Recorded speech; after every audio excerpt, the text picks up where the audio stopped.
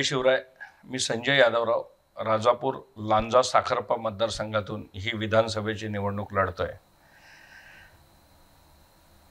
कोकणचा विकासाचा मुख्य विषय पर्यटन आहे. जसं फिल्म इंडस्ट्रीमध्ये 1 ते 10 अमिताभ बच्चन आणि नंतर मग बाकीचे, तसं कोकणचा विकास करायचा असेल तर 1 ते 10 पर्यटन आणि मग बाकीचे विषय. इतकं पर्यटनाचं महत्त्व आहे. थायलंडमध्ये फुकेत नावाचं आयलंड आहे, 40 किलोमीटर रुंद लांब आणि 10 किलोमीटर रुंद, म्हणजे अर्धा मालवण किंवा 25% राजापूर असं म्हणता येईल. या एका आयलंडवर 12 समुद्रकिनारे आहेत.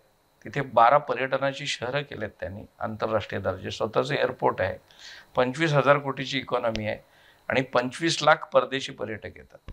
पण आम्ही कसलंच नियोजन केलं नाही. साधी टॉयलेट नाहीत कुठल्या समुद्रकिनाऱ्यावर. फुकेत झक मारतं असे समुद्रकिनारे राजापूरमध्ये आहेत. आणि इथल्या एकूण पर्यटनाचं किंवा कोकणच्या पर्यटनाचं नीट नियोजन केलं तर कोकणातल्या एकाही तरुणाला मुंबईत नोकरीला राहावं लागणार नाही, इतकी क्षमता आहे. परंतु या सगळ्याचं नियोजन नाही. पर्यटन व्यवसाय आज कोकणामध्ये 10,000पेक्षा जास्त तरुण पर्यटनाचा व्यवसाय करतात. स्वतःची हॉटेल, रिसॉर्ट, पण त्यांना साध्या परवानग्या देत नाहीत. परवानगी घेण्यासाठी चेन्नईला जावं लागतं. मी का चेन्नईला जायचं? मला रत्नागिरीत का परवानगी मिळत नाही?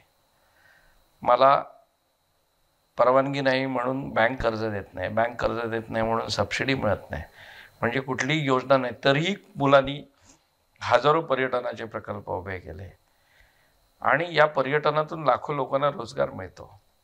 परंतु ही सगळी इंडस्ट्री कोकणात उभी राहावी याकरता साधे पर्यटनाच्या सुंदर सुंदर बीचेसवरती जाण्यासाठी रस्ते नाही. रस्ते बनवले तर त्यात पैसे खातात, त्यामुळे ते रस्ते धड क्वालिटीचे बनत नाहीत. कुठल्याही बीचवरती पार्किंगची व्यवस्था नाही, बीचवरचं ब्युटिफिकेशन नाही, बीचवरती साधी महिलांसाठी टॉयलेट नाहीत. गेली 25 वर्ष माझ्यासकट सगळे भाषणं करतायत. असं मला पण दोष घेतो याचा, की नुसती भाषणं करतायत पर्यटनाचा विकास. पर्यटन किती प्रेझेंटेशन मी आत्तापर्यंत दिली, IAS ऑफिसर्सना, सेक्रेटरीजना, त्या मिनिस्टर्सना, पण नुसतं हो हो हो, प्रत्यक्षात कोणी काही करत नाही. आणि म्हणून आता आंदोलनाचा मार्ग स्वीकारला आहे. कोकणामध्ये प्रत्येक पर्यटन स्थळावरती मूलभूत सुविधा झाल्या पाहिजेत. तशा त्या राजापूरमध्ये कशा होतील तेही बघायचं आपल्याला. त्याचबरोबरीने परवानग्या इथेच मिळाल्या पाहिजेत. इलेक्ट्रिसिटी कमर्शियलने लावली जाते, 14, 15 आणि 16 रुपये युनिटचा दर असतो. कसं भरणार ते पर्यटनवाले? पर्यटनचा उद्योग करून बंद करावा लागतो. वॉटर स्पोर्ट्स करायला गेलं तर 1 वर्षाची परवानगी देते, 1 कोटीची गुंतवणूक लागते आणि 1 वर्षाची परवानगी कुठली बँक कर्ज देईल? तरी कोकणामध्ये 400पेक्षा जास्त वॉटर स्पोर्ट्सची सेंटर्स आहेत. तुमच्या माहिती करता हे वॉटर स्पोर्ट्स सुरू व्हावेत यासाठी याची नियमावलीसुद्धा आम्ही बनवली आहे. कोकणामध्ये वॉटर स्पोर्ट्सचा प्रारंभ कॅप्टन करकरे, आमचे प्रमुख द.म. सुक्तनकर, राज्याचे माजी मुख्य सचिव, आणि मी स्वतः हा सगळा विषय इनिशिएट केला. परंतु कुठलीही गोष्ट धडपणे करता येत नाही. अलेप्पी सारखी एक खाडी आहे केरळमध्ये, तिथे 1,000 हाऊसबोट आहेत आणि 1,500-2 हजार कोटीची हाऊसबोटची इकॉनॉमी आहे.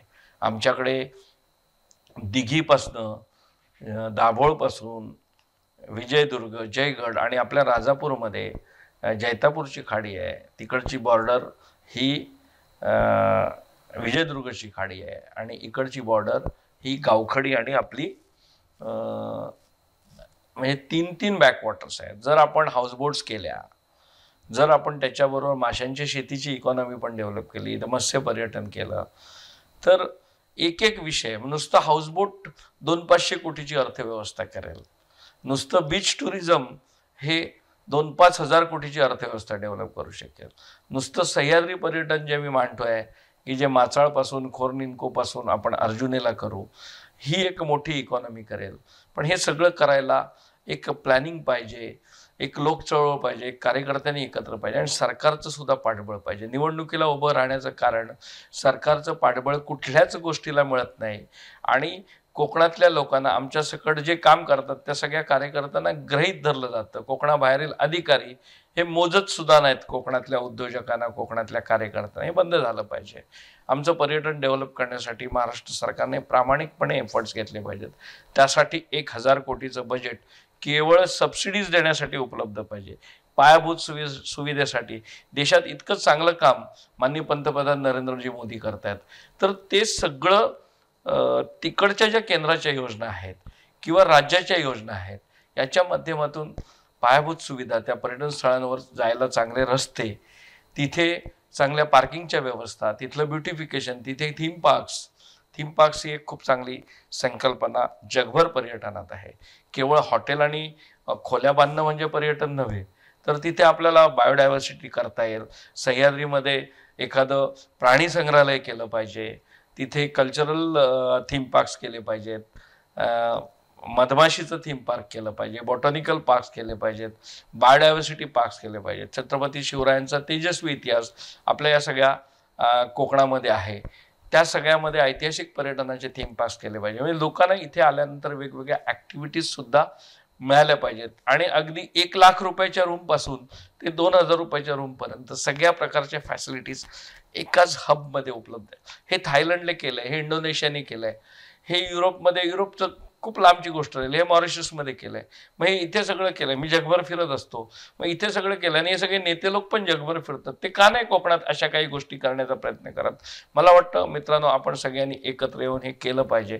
आणि त्यासाठी मला राजापूर, लांजा, साखरपा इथल्या 150 गावांमध्ये 150 युनिट्स, 150 टीम्स बनवायच्या आहेत. प्रत्येक टीमने आपल्या गावाचं नियोजन करायचं. असं सगळं मिळून या विधानसभेचं नियोजन होईल. आणि एक 10 वर्ष आपण सगळ्यांनी जर प्रामाणिकपणे आपल्या परिसराच्या विकासासाठी काम केलं आणि आपल्याला मदत करणारे लोकप्रतिनिधी, काही म्हणजे मला संधी लोकांनी दिली तर मी स्वतःच करेन, पण नसेल तर मदत करणारे लोक आहेत त्यांनाही मदतीला घेऊ.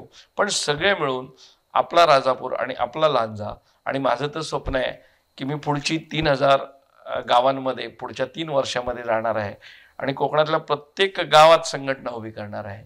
केवळ विकासाचं संघटन, बोंबा बोंब, आरडाओरडा, जय हो, हे सगळं बाजूला ठेवायने 10 वर्ष काम करूया.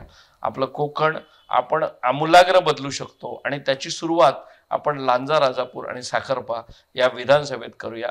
जय शिवराय.